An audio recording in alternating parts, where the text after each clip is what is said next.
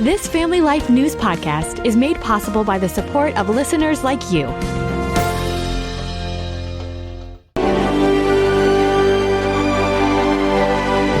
Gaining a better appreciation of Christ's sacrifice ahead of Easter.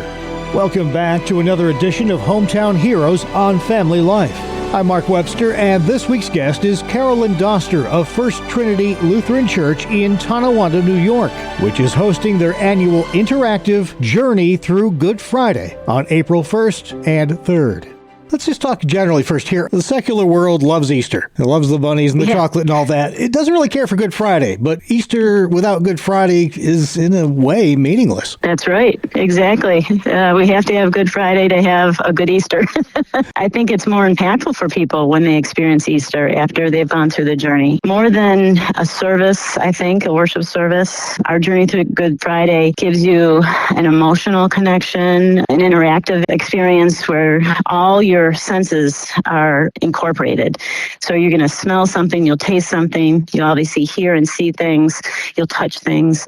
It's very impactful. And that's not to say that worship services aren't, but this is just a different type of connection for people to see and hear the sacrifice that Jesus did for us. Absolutely. We'll dive back into the details of it in a moment, but a little bit of history first. How did this whole thing come to be? Yeah. Well, 2017, we were in Chicago for Easter, and my son Peter and my son Andrew said, "Hey, Mom, we want to take you to something we think you'll really like." And we went to a church that was doing this in the city of Chicago in an old theater. And this is where the idea came from. I don't want to brag about our church, but I think ours is bigger and better. But, you can always improve on something. And that actually is what we try to do every year, is to improve on what we have. We want people that come back every year, and a lot of people do.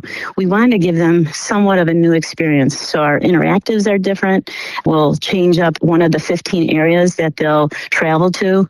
And our church is just full of people that are so talented and so willing to help. And I'm just so grateful for them to be able to do this for our entire community, the whole Western New York community. Right. Let's go a little bit further now to what somebody who's going there can expect as they walk through. As you mentioned, all kinds of things for your various senses. Mm-hmm. Yes. Well, first off, we do not have any narrators or actors. This is supposed to be just a very meditative, reflective experience for people. So as you go through, you'll have a small booklet to tell you what you're seeing or hearing or touching, and you can go at your own pace. Also, it's one floor. There are no stairs, so we welcome strollers and folks in wheelchairs. So as they travel through, they will see 15 different areas that Jesus endured, beginning with the Lord's Supper all the way through to the tomb. And they will just see things, read a few things. It's not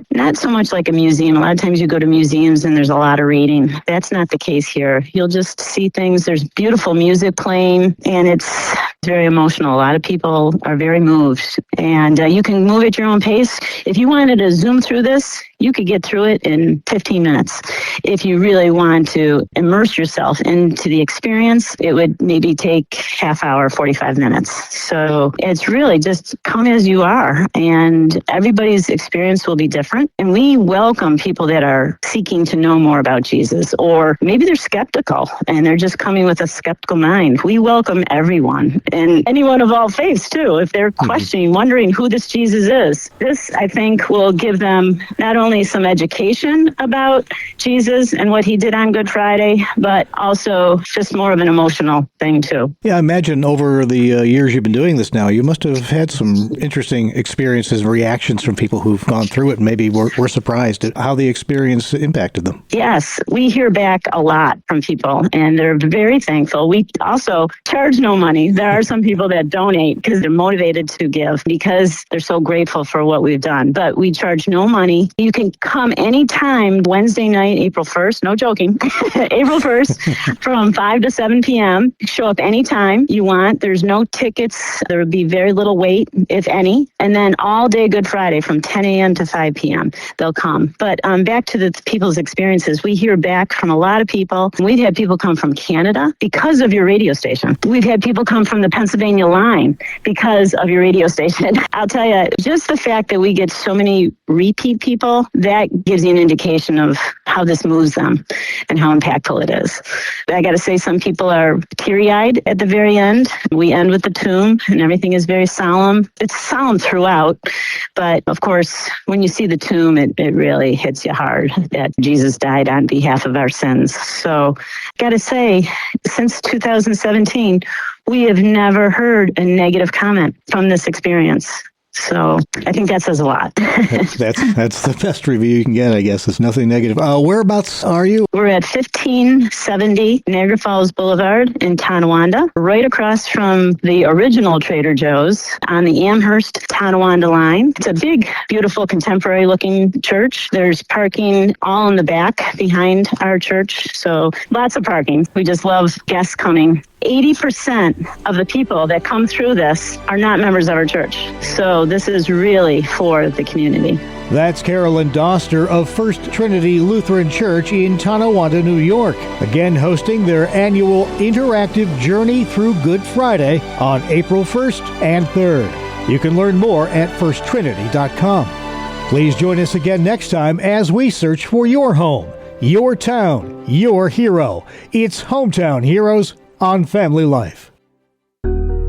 Thank you for listening to this Family Life News podcast. If you've been encouraged by what you've heard, please share it with others and click the subscribe button to automatically receive future episodes. Family Life is a listener-supported ministry. Podcasts like this are made possible by your financial partnership. Find out more at familylife.org.